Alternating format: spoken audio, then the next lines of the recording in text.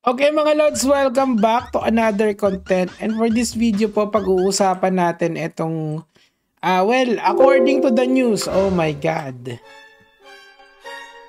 Well, meron kasing meron ako nabasang isang news article na ban na daw talaga si Malupiton. Pero mukhang hindi nila, yung MPBL, yung Maharlika Basketball League, mukhang hindi nila pinost kasi sa page nila. Mukhang pinost lang internal memo lang siguro. May papakita ko sa inyo, relax. Pero ganito kasi sa YT mga lods kailangan mong mag 1 minute nang walang nagmumura. Ibig sabihin, pag after mong 1 minute, pwede ng I think 2 or 3 beses. Kailangan hindi siya prominent doon sa simula ng video. So, kailangan ko munang mag 1 minute. Bago tayo pumunta doon sa video clip ni Malupiton. Kasi, as of this writing mga lods, hindi kasi natin alam kung si Malupiton ba ay na ban or hindi. Kasi nakakagulat yon dahil meron nga nagsabi, bola, agoy droga. Meron na ban. Ay, hindi na ban. Ito nga sabi ng mga tao, yung isa kasi talagang muscle memory, yung isa naman Freudian sleep, okay? So, eto, may mga lumalabas na balita. Lumabas siya kay Snow Badua. Si Snow Badua kasi kung hindi nyo yan na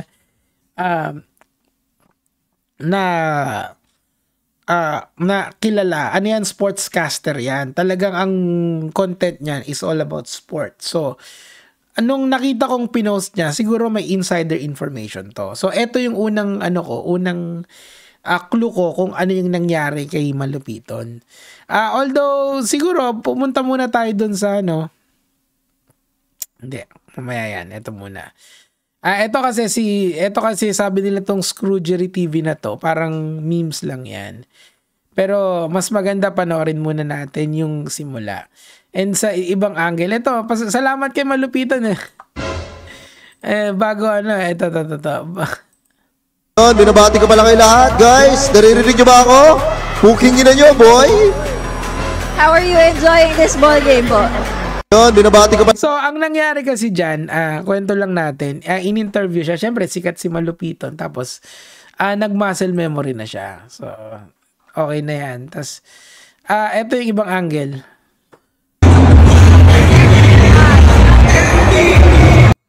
Yan yung ibang angle. Pero ano na yan, moot and academic na yan kasi nakapagmura na. Now, pumunta na tayo dun sa kanyang statement after the fact. Guys, napanood nyo na may interview. Ito kasi, wala kasi nabanggit sa akin na naka-live pala yun, di ba? Hindi namin alam na alive pala yun. Hindi namin. So, ibig lang sabihin nun talaga, akala niya yung mga pages lang. Kaso nasa MPBL yan well, ang MPBL kasi hindi naman kasi siya known sa TV, known siya sa internet, 'di ba? I mean, I understand the mistake, but sabi nyo nga, okay lang. Si Malupiton naman yan. Kung nasanay ka sa content niya, gano'n naman talaga yung style niya. Alam na naka-live, tsaka akala ko sa content lang. Yung mga pages na is. Hindi lang, i-edit pa. Yung, kasi like sila Pauka, sila Snow Badua, sila gano'n sila yung, minsan hindi sila naka-live. Siguro gano'n yung iniisip niya. And hindi mo rin naman na-expect na naka-live kasi it is what it is. Sports, mga ganun-ganun. Wala akong idea talaga naka-live sa TV na napapanood ng iba na na naka-live. Hindi ko alam na ganun. Wala. Nabitawan ko lang. Nabitawan ni SS. Na SS na yung Crips Totoo yung idol pag nakashoot sila, tawa ka ng tao. Pag nakakashoot mo yung binyan, tawa ko na. Siguro, umiran lang ka demonyo ng bibig. Bumitaw. Gumalaw. Sorry guys, sa akin. Guys, siguro pinag-sorry siya dyan, but, or on his own accord. But, kunyari, ito, ang dami pa rin namang natutuwa sa kanya. Hindi kami galit buha. Gumana yung passive. At least, may bitaw, lods. Dapat kasi ready yung blip. Live kasi siya, idol, kaya hindi naka-blip. Muscle memory. Natural mo yan, bossing. Sila mag-adjust. Well, pagka live TV ka kasi, susunod ka dapat sa MTRCB. Kaya siguro medyo mahigpit yung penalty kay Malupiton para hindi na kasi pwede siyang ipatawag sa MTRCB dyan kung nasa TV siya. I think some channel ba ang MPBL? May Studio 23 pa ba? Kasi nung araw natatandaan ko dyan yan I'm not sure kung nasaan na ngayon kasi hindi na ako nanonood ng TV ng matagal na panahon na. Siguro taon na. Yung manonood ka ng local, hindi na talaga, boy. Pero, hindi na nga, yung dati, di ba, may cable pa, may local channel pa, di ba? Wala na, hindi na ako nanonood sa ganun. Ang point dito kasi, I think, kung totoo tong nabasa ko, mamaya papakita ko sa inyo, don't worry. It means to say na gusto na nilang unahan yung MTRCB kasi baka ma-flag sila pag-explainin sila na bakit may nagmura sa national TV kasi nga bawal yon kasi usually kasi ang sporting events is general patronage, meaning to say anyone can watch. 'Di ba? May ratings kasi ang MTRCB. Yun yung nakikita kong explanation kung bakit nagkaroon ng internal memo. Pero ang siguro lang alam ng Maharlika Basketball League na hindi nila pwedeng i-post to kasi nga mas lalo siyang lalaki. Magkakaroon ng wildfire, kumbaga. Pero, so, ang nag-post, ayan, kita mo yung kay Snow, 48K reacts, siguro, hundreds of millions of, hindi naman siguro mga 10 million na yung reach nun, ganyan. Okay lang yun, wala naman, wag naman ganyan. Nabitawan na, okay lang yun, ikaw yan, ganyan since birth. Okay lang yun, king ina mo kasi. King ina mo, boy. So, anyway, ayan, so, yan nga yung aanuhin natin, iimbestigahan natin kung talaga bang naban si Malupiton. Actually, tinag ko din dyan kaso syempre, hindi naman daw talaga. Tapos ito, maraming salamat kasi medyo malakas yung yung views nito. Now, pumunta naman tayo dito sa saan ba to? Saan ko ba nakita yun? Ito, sa Pinoy Publico. Now, verified account to, tapos meron hindi ko alam kung saan niya nakuha tong na to. Kasi usually kasi yung mga ganitong journalistic page, meron silang mga sources dyan. So, I'm just basing this out of ewan ko if this is credible Kasi nga, papakita ko sa inyo. Wait lang Okay. Okay. Hindi ko na makita yung link pero babasahin ko na lang sa inyo galing sa Publico, Pinoy Publico. MPBL bans Malupiton after on-air profanity during live interview. Kasi kaka-post lang nito December 3, 2025. Okay.